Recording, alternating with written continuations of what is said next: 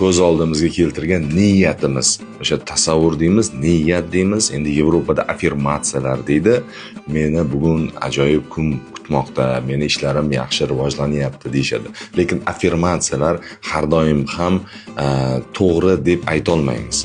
Aytishimiz kerakki, biz qachonki ana shu niyatimiz baxtli bo'lishni xohlaysanmi, o'zingni baxtlidek tut dedilar. Aynan sizni fiziologiyangiz, fizikangiz, badaningiz o'zgarishi orqali. Agar men xo'mrayib olib, meni tanam yaxshi, bugun kunim yaxshi o'tadi deb turib, lekin fiziologiyam teskarisini gapiradigan bo'lsa, ishonmaydi sizni ongingiz. To'g'ri gapiryapsan, aldayapsan deydi. Mingta narsani yozmaysizmi, daftarni to'ldirib tashlamaysizmi, farqi yo'q.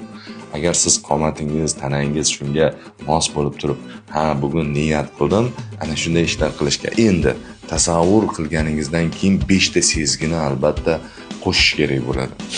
O'sha ishxonangizda siz kimlar bilan suhbatlashyapsiz va qaysi odamlarga qanaqa ishlar yo'naltirayotganingizni va nima mijozlar qanday qilib siz oldingizga kelib turib, qanday sizdan sizning mahsulotlaringizni sotib olayotganini va qanday yuzida tabassum bo'layotganini.